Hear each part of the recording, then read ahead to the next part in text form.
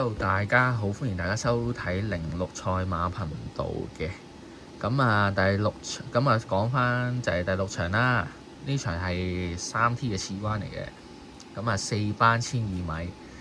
我覺得呢一場咧，其實真係呢場真係名副其實，真係上一場即係第5場都仲有馬揀。其實呢場真係揀嘅範圍唔多，真係唔多。你諗下，先講櫻花酒杯先啦。櫻花酒杯3歲馬，即係佢嗰場又係即係又贏得有分，即係有肉食啦，起碼即係我覺得。咁佢當然啦，跑翻個第3，其實恰如其分嘅，即係今季都講到口臭，就係話3歲馬咩135磅，佢冇增程㗎，佢都仲係跑1200。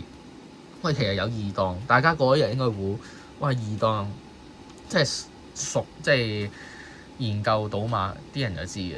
2檔其實有利啊，但係你唔好忘記2次都有 A 欄，一次11，一次2，可能佢嗰個 A 欄係塞，但係你唔好忘記3月22號打吡嗰日2檔其實都算好跑啊。咁但係冇辦法㗎，3歲仔孭住135磅，你講乜都冇用㗎啦，佢係跑到第3，算係咁咯。至於你話即係精英高球，其實精英高球，我覺得佢上次輸咧，除咗係重磅之外咧，就係14檔，因為佢係一隻前置嘅馬。你14檔，你諗下，你騎師出閘，我當你真係快閘，你都要用力推騎去上前去前置啊，即係。當然啦，你唔肯定呢隻馬如果跑即係中置型嘅得唔得？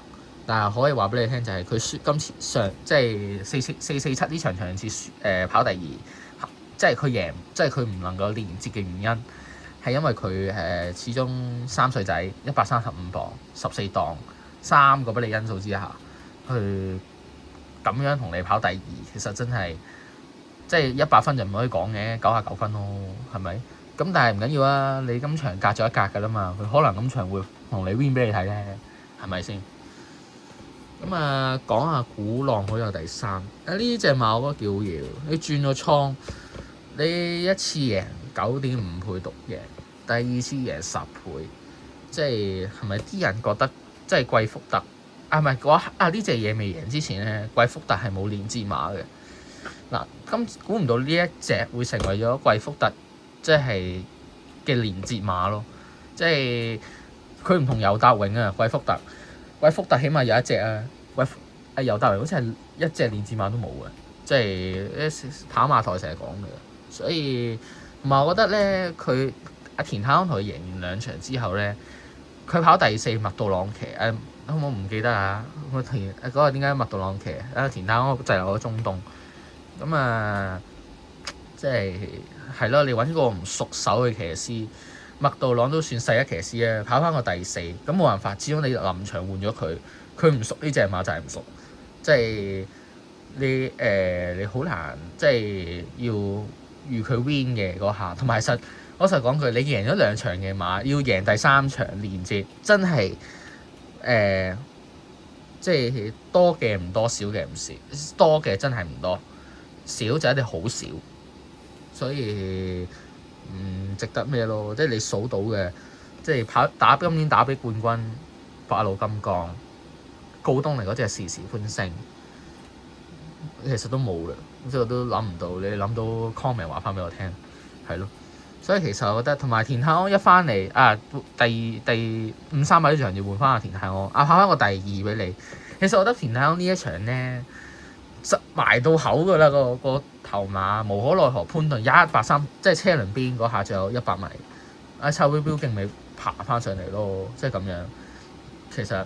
所以其實鼓浪好友，我覺得呢一場你話會唔會贏到都有機會，你話係咪贏到我就唔清楚啦，因為始終佢都係一隻前置嘅馬，你2-3都一隻前置嘅馬，都唔知邊隻走。咁如果你諗下鼓浪好友佢即係佢一定要前置啦。咁當然啦，唔一定放後嘅。如果你跟到跟住精英高球嘅第二位，或者精英球跟你第二位，其實你哋兩個爭嘅啫。嗰個即係可能前面互鬥嘅啫。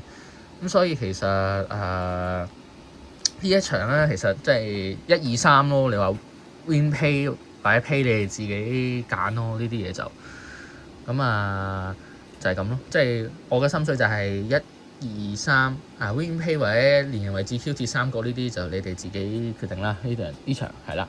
咁多謝大家。歡迎大家 comment、like 同埋 subscribe 我嘅頻道係啦。Thank you。